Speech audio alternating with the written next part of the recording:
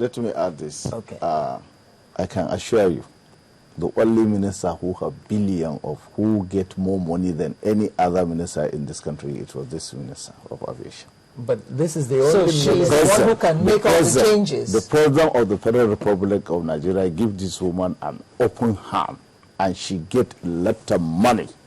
But you know that this minister is the first one to have refurbished and rehabilitated and regenerated a large number of our airports. Yeah, I agree. It's not the policy that she come and meet, because I wanted to tell you when the ICAO come, as I said, this another gap analysis of which the ICAO will come back, and I told you they left us that we should renovate our airport. So that policy is there before that woman was removed, the other woman, before she come in. Do you understand? All the thing is there in place. Remember the category 1 given to Nigeria during the former minister. I hope you understand that. So this woman come in and meet all the project in place. Do you understand? Her own only to dip her hand and just continue with the job. That's number one. Number two, you know, the mentality of our people. If you remember about the boy, there's a fencing. It's still there. That's how to be take place. It's step by step. But now they have been carried away by all this renovation. Do you understand what I'm saying? Of that time, now, that's our problem. And the second, the NAMA, the fund, all this paracetamol, they were cornering. Let me tell you, if those people are going to come and open their mouth seriously to say the truth, in the board of directors, nobody, everything go to the ministry, everything, every contract.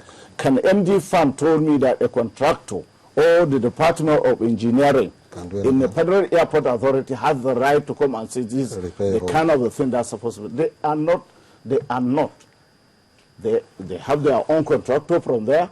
And when you condemn any project, guess what? Who is coming to defend that project? It's the spokesman of the federal government, either the Federal Airport Authority. Are they the contractor? We make a complaint that, okay, so this glass you put is not supposed to be in the airport. Which glass? The glass in the airport is not for the airport. You can put it in Ikeja, any building within Ikeja. But in the airport, you don't need to put that kind of a thing. The marbles you put down there, you remove 3 inches and you want to put a marbles. It's not. If it is another country, somebody fall down, they are falling down, people are falling down. If somebody fall down, he will sue you. So now you see somebody say, no, you don't want to progress. Are you the contractor? So my appeal is simple. Please allow the authority, they are autonomous to do the job. They will consult you. You can still make your money. Do you understand what I'm saying? But let the right thing be done. Let's concentrate on our safety. And the ministry and the agency, especially Nigerian Civil Aviation Authority, should be given that autonomy. Then they should go back and start checking all of us. Okay. Do you know that all the airports in Nigeria actually conformed before? I, as a student pilot, I was still in the flying school learning how to fly. I flew into some Nigerian airports with all this airport proper lighting in place. In place. You get into Kano International, green lights from Zaria. You just fly into Kano at night. Green lights for taxiway center lights, blue edge lights, runway lights, everything in place. You go into Port Harcourt Airport. Port Harcourt Airport was one of the best airfields to fly into. Everything in place. Of course. Let's just, I think we should just leave Nigeria. Nigeria, I never thought my country will degenerate to the level of accepting what they accept in a place like Goma in East Congo, where, of course, we know what's going on there. No, I never thought we would get. No, I never thought we would get to that country where we just accept these things. You know, the problem is we accept these things. Pilots, engineers, we just accept these things, and we have the public. We have the public that are buying tickets. All they want to do is fly from A to B. And the public, they are not aware that... Totally oblivious. They are not aware that the airports really... What my Madam Minister has done with the terminal buildings, fantastic. Yeah. At least the place don't look like... You don't get touts as you get before. Because when you get a clean environment, even touts run away from clean environment. So nobody is harassing passengers anymore because of these renovations that are going on. But terminal buildings aside, that's not responsible, or that's not adding to the real operational safety that we're talking about.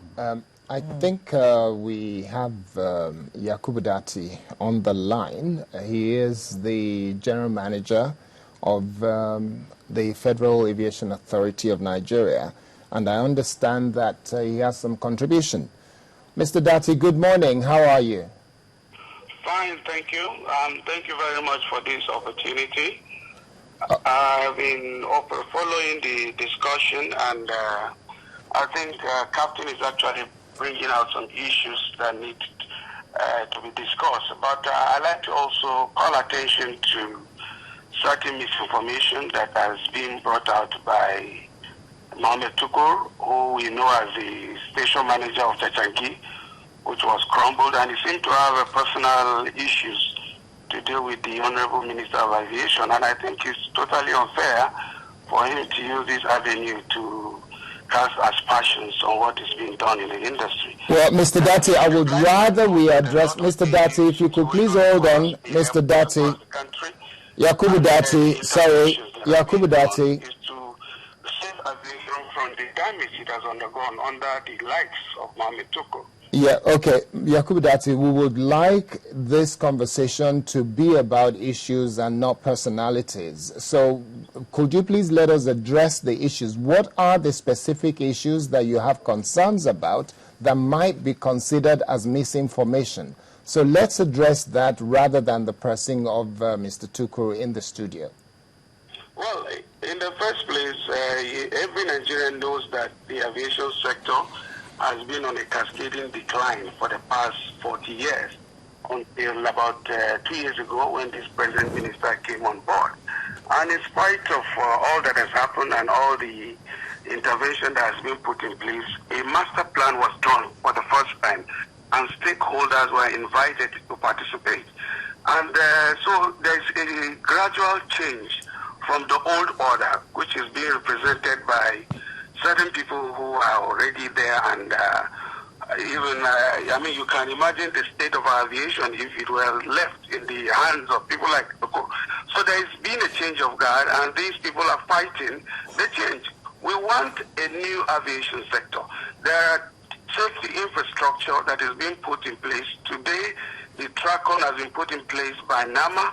A flight from Lagos and other observation points, you can monitor flights as they operate. And it's a departure from the past, which has been confessed. And those interventions cannot be done overnight. We are looking at sector by sector and trying to bring in changes. And I tell you, the changes that are coming in within the past 2 years is more than what has been done over the years. But we still have to struggle with people who have been beneficiaries of the old order, who constitute a leech to the order, and therefore fight any form of progress being made. And it's also unfortunate that at this period when Nigerians are mourning the departed souls, people want to take this opportunity to play and take cheap publicity and try to... Okay, Mr. Datti. Okay.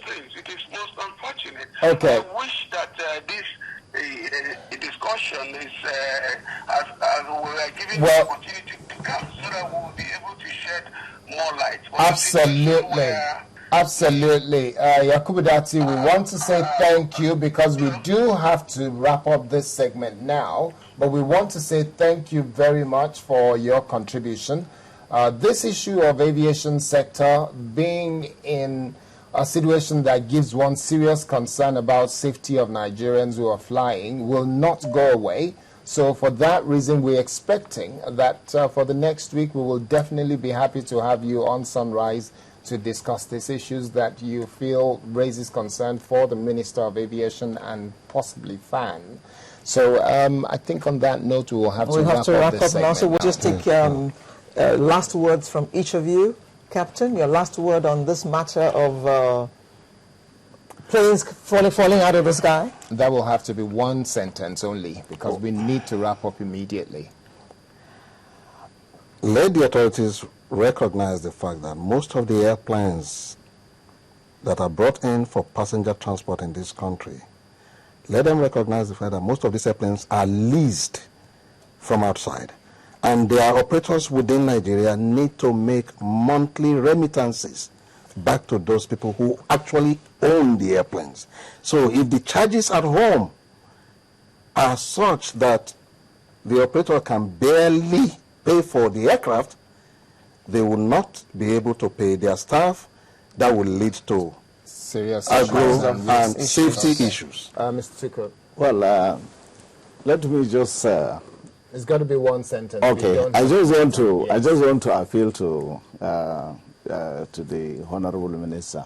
She's just like a sister. He's misunderstood the whole thing. What I'm trying to say, we compound the safety of the airspace and other work that she has done. But please, I want to plead. I know. The minister should leave the parastatal to operate in a free manner and way, so that she can monitor and supervise. Safety is the best. I want to remind you, Stella has more than 4 crashes in her hands.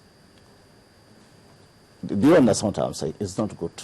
Okay. All right. Thank you. Thank you very much. We've been chatting with Mohammed Tukur, who is the former Deputy Secretary General, Aviation Airline Operators of Nigeria, as well as a pilot, Captain Benson Iponwosa.